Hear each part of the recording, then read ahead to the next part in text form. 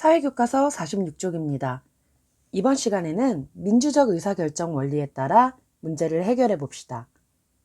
지난 시간에 배운 내용을 떠올려 볼까요? 사람들끼리 갈등이 일어났을 때 어떻게 해결할 수 있었나요? 네, 대화와 토론을 거쳐 타협점을 찾거나 대화와 토론으로 문제가 해결되지 않으면 다수결의 원칙을 사용한다고 했습니다. 그럼 지난 시간에 배운 내용을 떠올리며 소영인의 반에서 일어난 일을 함께 살펴보도록 하겠습니다. 소영인의 반 친구들은 점심시간에 학교 운동장에서 축구를 하고 있었습니다. 그런데 다른 학년 학생들도 운동장을 사용하고 싶다고 해서 말다툼이 벌어졌습니다. 어떤 일인지 함께 살펴볼까요?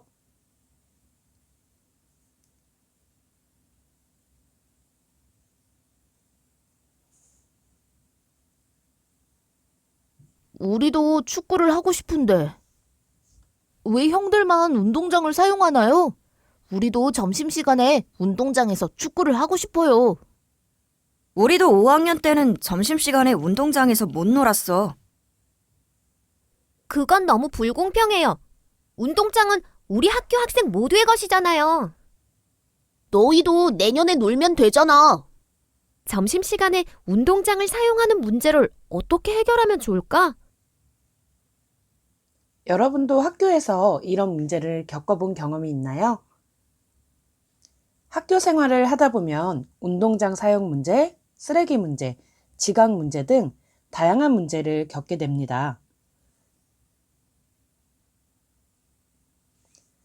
여러분이 만약 소영인의 반이라면 점심시간에 운동장을 사용하는 문제를 어떻게 해결하면 좋겠다고 생각하나요? 여러분의 생각을 교과서 46쪽 아래에 적어봅시다. 예를 들어 학생 자치회의를 통해 각 학년의 대표들과 의논해보면 좋을 것 같네요. 소영인의 반 친구들은 이 문제를 어떻게 해결했는지 교과서 47쪽을 살펴보도록 하겠습니다. 전교회장인 소영이는 학생 자치회의에 참석해 점심시간에 운동장을 사용하는 문제를 다른 학년 대표들과 의논해 해결하기로 했습니다.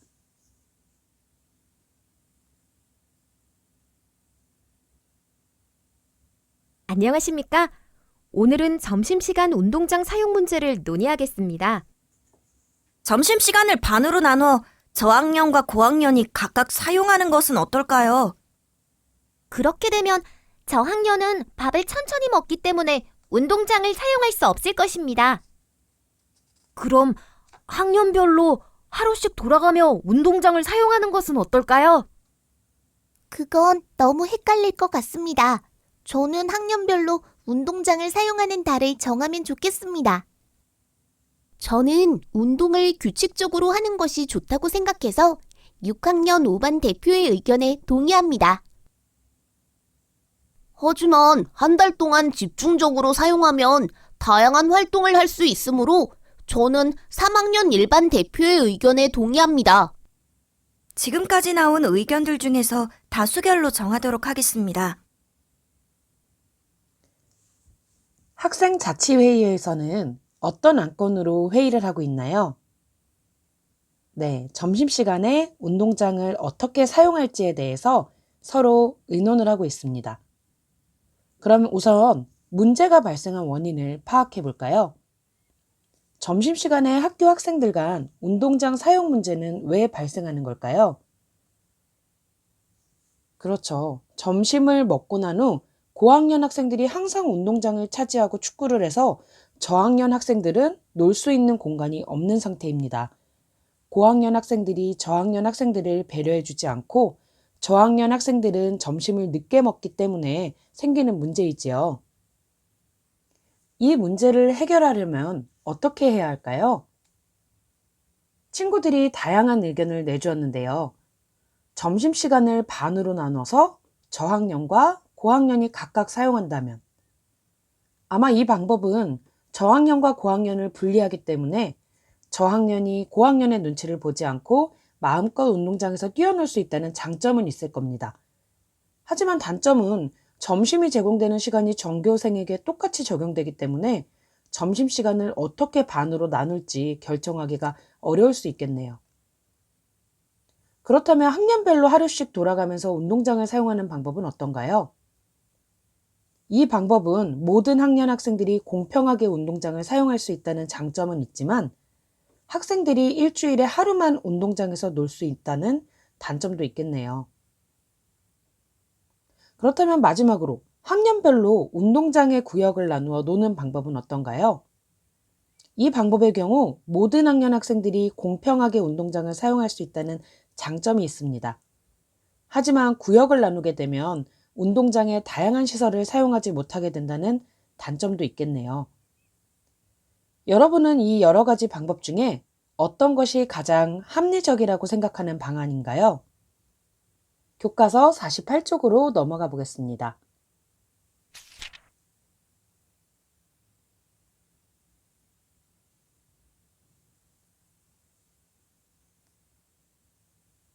투표 결과 학년별로 하루씩 돌아가며 운동장을 사용하자는 의견이 채택되었습니다. 모두 잘 지켜주시기 바랍니다. 우리도 점심시간에 운동장을 사용하니까 정말 좋지 않니? 응, 공평하게 운동장을 사용해서 좋아. 소영이네는 어떻게 해결 방안을 결정했나요? 다수결의 원칙으로 해결 방안을 결정했네요. 친구들 사이에 합의가 되지 않을 경우 다수결의 원칙을 활용해서 해결 방안을 정할 수도 있지요. 다수결 결과 학년별로 하루씩 돌아가면서 운동장을 사용하자는 의견이 채택되었습니다. 소영이네 학교의 점심시간에 운동장을 사용하는 문제는 원만하게 해결되었습니다. 이것은 학교 학생들이 공동의 문제에 관심을 가지고 민주적인 방법으로 문제를 해결하는 데 참여하고 실천하려는 노력이 가져온 변화였습니다. 학생자치회의의 실제 모습을 영상을 통해 살펴보겠습니다. 두루지기 학생자치회의는 각 학급 대표들의 모임입니다. 각 학급 대표 임원들은 학교 전반에 걸친 정보를 나누며 결정권을 가지고 주인이 돼 이끌어갑니다.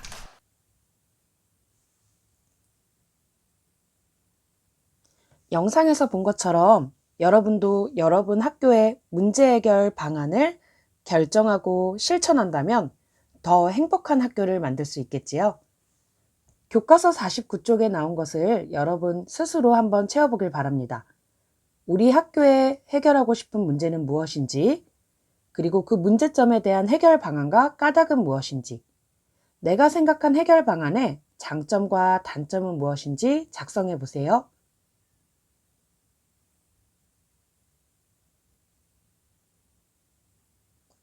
오늘 배운 내용을 마무리 문제를 통해 정리해 보겠습니다. 민주적 의사결정 원리에 따라 해결할 수 있는 우리 학교의 문제를 하나만 써보세요.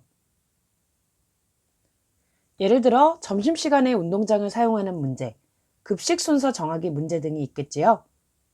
복도 통행 예절을 지키는 방법을 정하거나 바르고 고운 말 쓰기, 학급 규칙 정하기, 1인 인력 활동 정하기, 청소 당번 정하기 등도 학교와 학급의 실제 상황에 맞는 공동의 문제입니다. 두 번째 문제입니다. 빈칸에 알맞은 말을 써보세요. 오늘은 점심시간 운동장 사용 문제를 논의하겠습니다. 점심시간을 반으로 나누어 저학년과 고학년이 각각 사용하는 것이 좋겠습니다. 학년별로 하루씩 돌아가며 사용하는 것은 어떨까요? 저는 시윤이의 의견에 동의합니다. 저는 영채의 의견에 동의합니다. 서로 의견이 합의가 안 되는 것 같습니다. 그렇다면 지금까지 나온 의견 중에서 이것에 따라 결정하도록 하겠습니다. 빈칸에 알맞은 말은 무엇일까요? 네, 다수결의 원칙이겠죠. 다수결의 원칙은 다수의 의견이 소수의 의견보다 합리적일 것이라고 가정하고 다수의 의견을 채택하는 방법입니다. 다수결의 원칙을 따르는 것이 늘 최선의 선택은 아니지만 많은 사람이 원하는 바를 따르는 것이 민주적이라고 할 수 있습니다. 하지만 소수의 의견도 존중하면서 개인의 의사를 존중해야겠지요.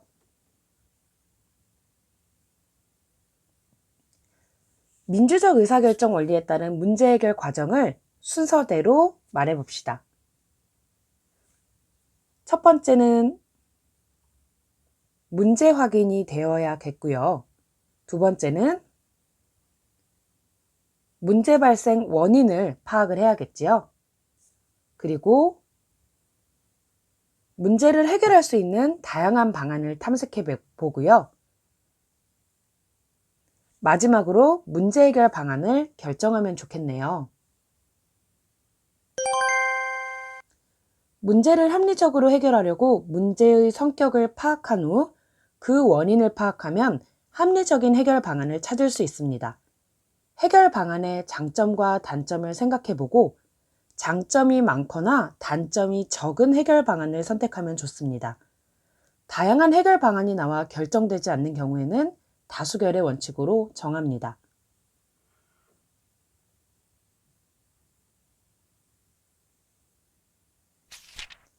교과서 50쪽으로 넘어가 보겠습니다. 이번 두 번째 주제, 일상생활과 민주주의에서 배운 내용을 떠올리며 말판의 문제를 하나씩 풀어보도록 하겠습니다. 첫 번째, 정치의 의미를 설명하시오.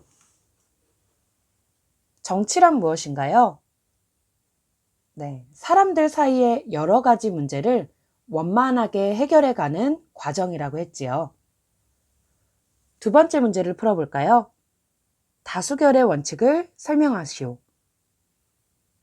네, 여러분의 답을 빈칸에 적어보길 바랍니다. 네, 그렇죠. 다수결의 원칙이란 다수의 의견이 소수의 의견보다 합리적일 것이라고 가정하고 다수의 의견을 채택하는 방법이었죠.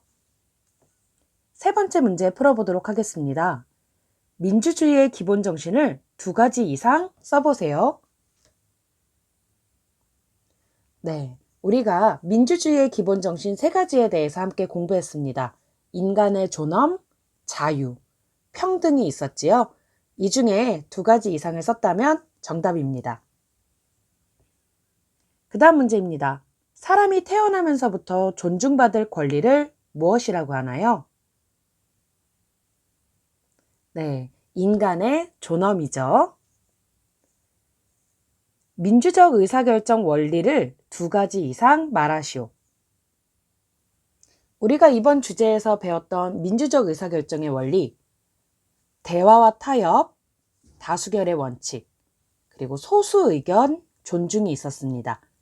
이 중에 2가지 이상을 썼다면 정답입니다.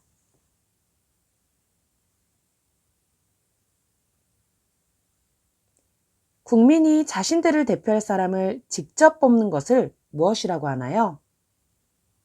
정답을 빈칸에 적어보세요. 정답은 선거입니다. 선거란 국민이 자신들을 대표할 사람을 직접 뽑는 것으로 민주주의에서는 선거로 뽑힌 대표들이 모여 나라의 중요한 일을 결정하지요. 자, 이 문제는 디지털 교과서가 개정되기 전에 만들어진 거라 여러분의 교과서에는 없는 문제이므로 네, 교과서에는 정답을 적지 않아도 괜찮습니다. 그 다음 문제 풀어보도록 하겠습니다. 공동체의 문제를 원만하게 해결하려면 충분한 이것과 이것을 거쳐야 합니다. 정답은 무엇일까요? 네, 대화와 토론이겠지요. 그 다음 문제입니다. 모든 국민이 나라의 주인으로서 권리를 갖고 그 권리를 자유롭고 평등하게 행사하는 정치 제도를 무엇이라고 하나요? 네, 민주주의이지요. 이제 도착에 다 와가네요. 다수결의 원칙을 사용할 때 필요한 태도는 무엇일까요? 여러분의 생각을 빈칸에 적어보세요. 네, 그렇죠. 소수의 의견도 존중하는 태도입니다. 그 다음 문제입니다. 나와 다른 의견을 인정하고 포용하는 태도를 무엇이라고 하나요? 네, 정답은 관용이지요. 자, 이 문제는 여러분의 교과서에 없는 문제라서 넘어가고요. 마지막 문제 풀어보겠습니다. 생활 속 정치의 예를 2가지 이상 말하시오. 우리 이번 주제 공부를 시작하면서 생활 속 다양한 정치의 예를 가정과 학급, 학교, 지역에서 일어나는 문제로 나누어서 같이 이야기해 보았죠. 예를 들어 가정에서 집안일을 나누는 문제로 가족회의를 하는 것, 학급에서 청소당번을 정하는 문제로 학급회의를 하는 것, 학교에서 전교 어린이회 임원을 뽑기 위해 선거를 하는 것, 그리고 지역에서 쓰레기 문제를 해결하려고 주민회의를 하는 것, 이런 모든 것들이 생활 속 정치의 예라고 할 수 있습니다. 자, 그럼 이렇게 해서 이번 시간 공부는 마무리하고요. 다음 시간에는 3번째 주제, 민주정치의 원리와 국가기관의 역할. 첫 번째 시간에는 국민주권의 의미에 대해서 함께 공부해 보도록 하겠습니다.